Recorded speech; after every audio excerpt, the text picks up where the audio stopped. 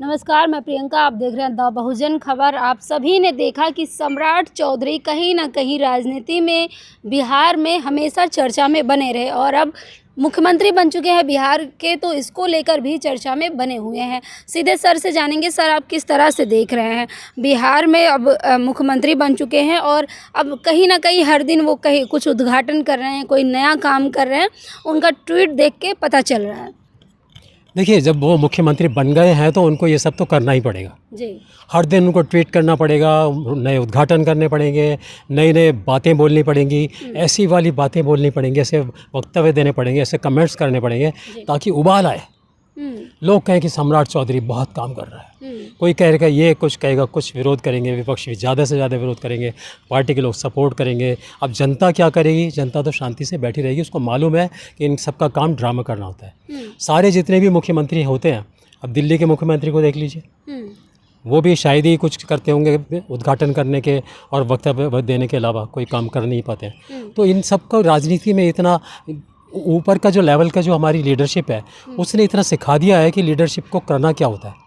तुम उद्घाटन करो।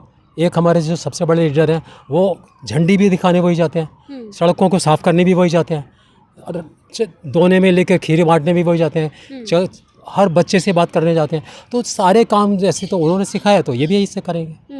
यानी कि प्रधानमंत्री के ही नेतृत्व में अब सारे लोग चलेंगे। हाँ, कॉपी तो करना पड़ेगा भाई, फॉलो करना पड़ेगा कि यार जो वो कर रहे हैं उनका बड़ी वाहवाही हो रही है, बड़ा पसंद कर रहे हैं लोग। अगर हम नहीं करेंगे, अगर सम्राट चौधरी घर में बैठ जाए और कितनी भी फाइलें निपटाए, कितने भी काम करे, कितने भी प्रोजेक्ट चला दे, अगर वो रात दिन टीवी के सामने नहीं रहेगा, वक्तव्य नहीं देता रहेगा, लोगों को ऐसे उकसाता नहीं रहेगा, विपक्षी पार्टियों को, तो उसका काम संपन्न नहीं माना जाएगा। सर, वहीं दूसरी तरफ आप देखेंगे तो कहा जा रहा है कि अब जो है बिहार का नए तरीके से विकास होगा। हाँ, नए तरीके, आपने नए तरीका शब्द बोला है ना जी।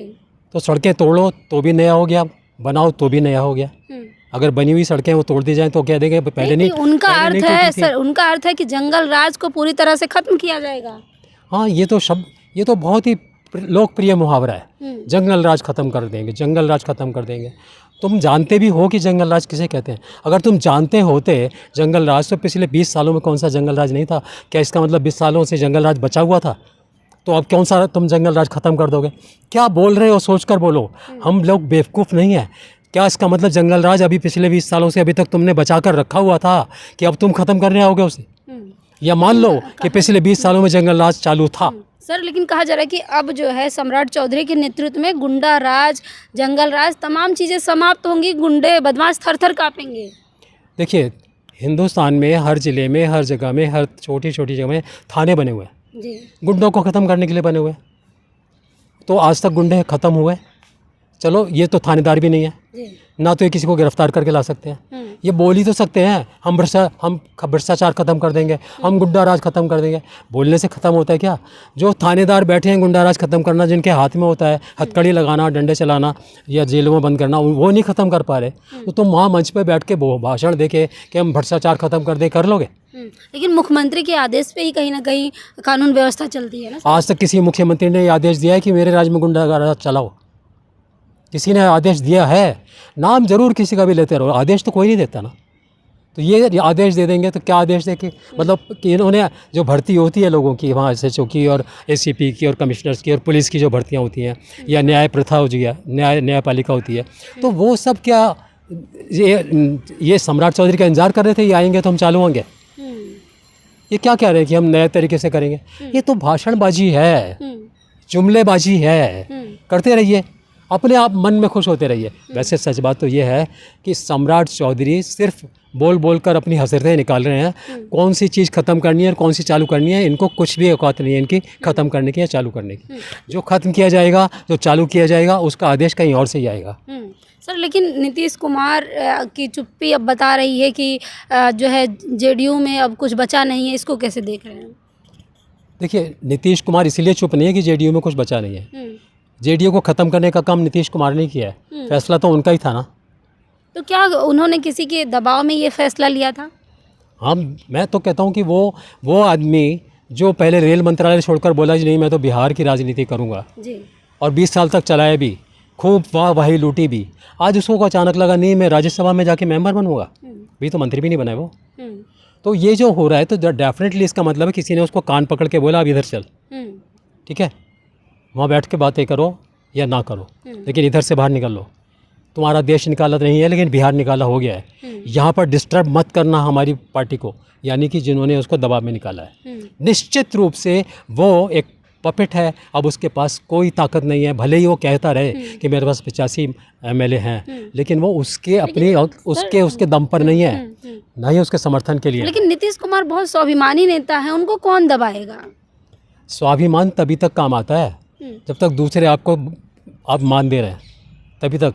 जब दूसरे मान नहीं दे रहे अपने स्वाभिमान का, तुम क्या कर लोगे? अगर चाहते स्वाभिमान होते तो बैठ जाते अपने घर, कहते मैं नहीं जाऊंगा राज्यसभा। अगर तुम मुझे यहाँ से हटाओगे तो मैं बाहर खड़ा होकर मंच पर बातें करूँगा, ठीक है। अगर मेरा स्वाभिमान, तो स्वाभिमान इसमें था कि वो आ जाए राज्यसभा में।